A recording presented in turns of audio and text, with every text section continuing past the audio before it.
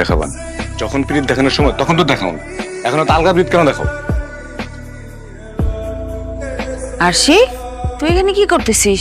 মামামি শরীর ভালো তো? তো ঝামেলা হয়েছে কোনো বাসায়? না আপা, কোনো সমস্যা হয়নি, আমারে মাফ করে দিও।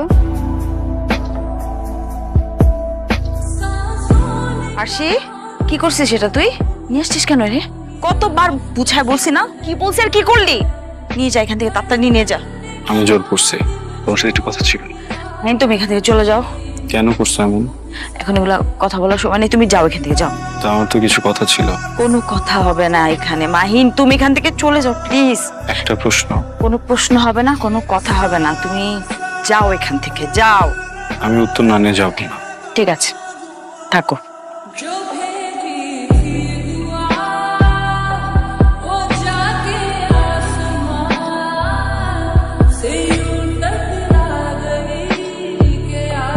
মাহিন, আল্লাহর ওয়াস্তে তুমি এখান থেকে চলে যাও, পাগলামি করো না, যে কোনো সময় কিন্তু চলে আসবে, বুঝছো? অনেক বড় ঝামেলা হয়ে যাবে।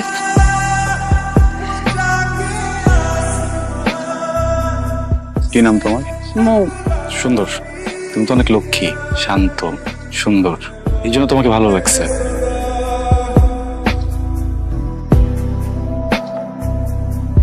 তাই মো চল, হয়ে গেল সব, চলে গেছে। তোমাদের নামে অভিযোগ শুনতে শুনতে তো আমার অবস্থা শেষ। আর এই তোমার নাম যেন কি? মাহিন। তুমি অতি বাড়া বেড়েছো। Sorry sir. কেমন আছো তুমি? ভালো। আমি ভালো নেই, গতকাল থেকে অনেক জ্বর। তোমার জ্বর এটা আমার ছোটবেলার সমস্যা। কাউকে যদি কিছু বলতে চাই আর বলতে না পারি, তখন খুব জ্বর আসে।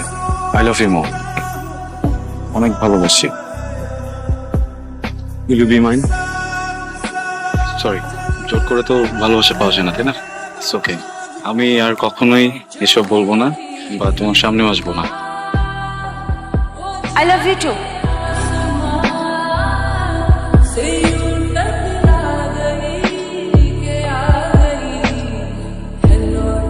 তুমি প্রমিস করো যে তুমি আর কখনো কোনো মারামারি, গ্যাঞ্জাম, কোন ঝামেলার মধ্যে যাবে না।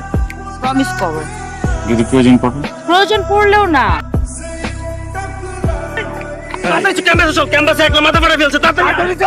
মাহিন, আজকে না প্লিজ।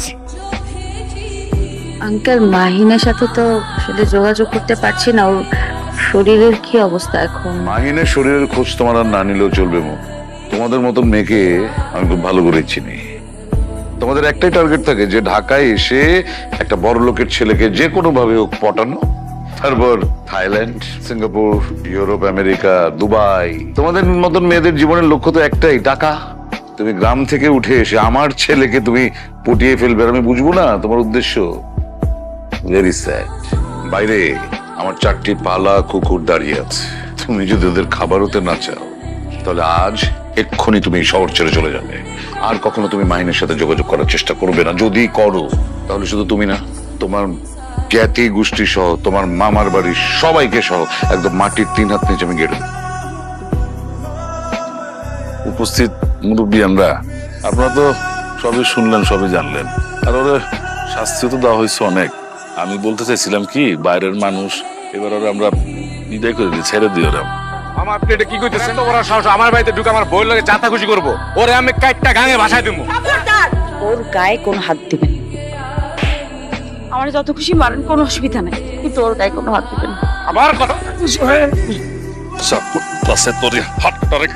আমি বাজারে নিয়ে তুলে রাখি, যাতে এলাকার সমস্ত পুরুষ মানুষ দেখে আর ভয় পায়, জীবনে যাতে কোনোদিন বউর ভ্যান না তোলে। অন্যায় যা করার সব আমি করছি। আমি তোর লগে অনেক বড় অন্যায় করে ফেলেছি রে মা। তোরে আমি এই পশুটার কাছে বিয়ে দিছিলাম, আমার তুই মাফ করে দে মা। আমি শুনছি এতদিন এই শয়তানটা তোরে অত্যাচার করে, কিন্তু আজকে নিজের চোখে যখন দেখলাম, তোরে আর এই বাড়িতে আমি রাখব না, তোর আমি নিয়ে যাবো। কিন্তু তোরে আমি কইলে যাবো রে মা। আমি নিয়ে যাই ওরে। ওকে আমি নিয়ে যাই। আমি ওকে অনেক ভালো রাখবো, অনেক আদরে রাখবো। কোনোদিন এমন কিছু করবো না যেটা তো কষ্ট পায়। কোনোদিন ওর দিকে কড়া চোখে তাকাবো না। মানুষটা তো আমারই, কিভাবে যেন আমার কাছ থেকে অনেক দূরে চলে আসছে। আমার মানুষটাকে আমার কাছে ফিরে দেন না প্লিজ।